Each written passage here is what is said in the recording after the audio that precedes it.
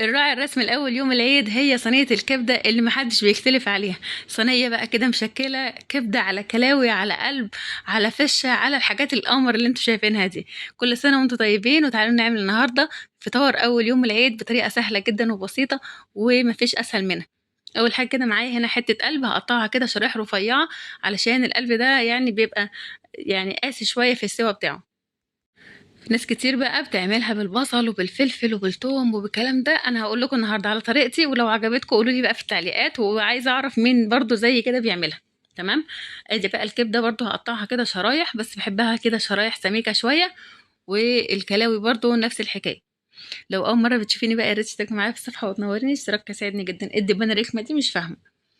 المهم هنا هقطع بقى برضو الكلاوي.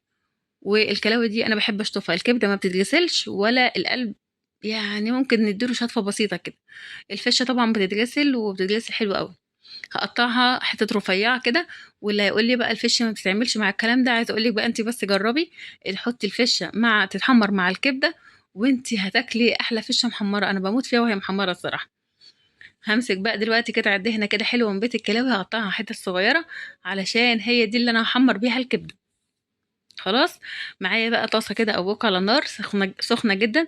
هاحط فيها دلوقتي الدهنة دي علشان كده تسلى شوية أو تسيح. ممكن تحط لها كمان معلقة سمنة يا ستي، بس أنا باحب أعملها كده بالدهنة بس. باوطّي النار كده وباسيبها لغاية لمّا تسلى الدهون بتاعتها، وبعدين باحط الفِش أهو زي ما أنتم شايفين والقلب، علشان هو أكتر حاجة برضه بتاخد سِوَى. رشة فلفل أسود كده، وهنفضل بقى نشوّح فيها شوية علشان تستوي قبل الكبدة. حطيت برضو الكلاوي علشان برضو بتاخد سوا. هنشوحهم كلهم كده مع بعض على نار عالية. وبعد ما ياخدوا التشويحة تمام بقى وتحس ان هم كده دخلوا في السوا، يعني اتغير لونهم، هنحط لهم شوية مية وهنغطي عليهم يشربوا المية بتاعتهم. وبعدين انا دلوقتي حطيت فلفل اسود، ما حطيتش ولا اي بهارات ولا اي حاجة. تمام. اول بقى ما تحسوا ان هي شربت المية بتاعتها واستوت، هنبدأ بقى ان احنا ننزل الكبدة.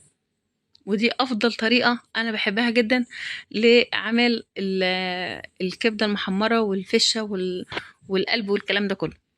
هنيجي بقى هنا دلوقتي نعمل طبق سلطة كده حلو، على بال بقى الكوباية المية اللي احنا حطيناها تتشرب وتبقى يعني جميلة كده، وتحس ان هي الدهنة بتاعتها أو الدهون بتاعتها كده ايه، بدأت ان هي تظهر تاني. هي دي بقى اللي احنا هنشوح فيها الكبدة. الكبدة اصلا ما بتاخدش وقت في النار، هي يا دوبك بس تشم النار كده وتستوي. قطعت بقى طماطم وخيار وبقدونس وفلفل وليمون، وبنعمل سلطة بلدي كده قمر. تمام. طبعا بقى العيش الطري مع الأكلة دي مش قادرة أقولك بقى، مش قادرة أقول لكم. سامحوني على صوتي اللي أنا مش عارفة أتكلم بيه ده، لأن بجد عندي برد جامد جدا في صوتي. وشكرا جدا على تعليقاتكم الجميلة اللي على طول مفرحاني كده ومنوراني.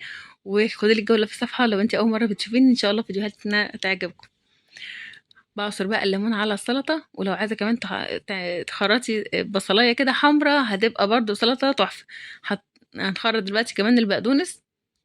وانا هنا بحب ان انا البقدونس يبقى الاوراق بس، ما بحبش الاعواد خالص. عايزه بقى اقولك ان انا هسيب لك لينك تطبيق حلو قوي، هتحملي التطبيق ده اول مره بنت، وبعدين بيشتغل معاكي بدون انترنت. وصفات كتير حلوه وسهله وسريعه، وكمان موفره على قد الايد. هنحط بقى الملح وفص ثوم وهتاكلي احلى سلطه. تمام. لو عندك بقى عصير، احنا دلوقتي هنعمل برضو عصير مانجا، هصبه دلوقتي كده معاكم. و عايز اقولك ان الفراوله طلعت اليومين دول، يعني اللي عاوز يلحق يخزن فراوله قبل ما تروح او قبل ما تمشي تاني، لان هي بتطلع كده يا دوبك كام يوم وتختفي. دلوقتي بقى خلاص الجمال ده كله كده استوى معايا. هبدأ بقى ان دلوقتي انزل الكبدة واحط عليها فلفل اسود وتشويحتين 3 وشوية ملح وخلاص. انا عن نفسي بموت في الاكلة دي وهي كده، ولا بحط لها بصل ولا طماطم ولا توم ولا فلفل اخضر ولا اي حاجة.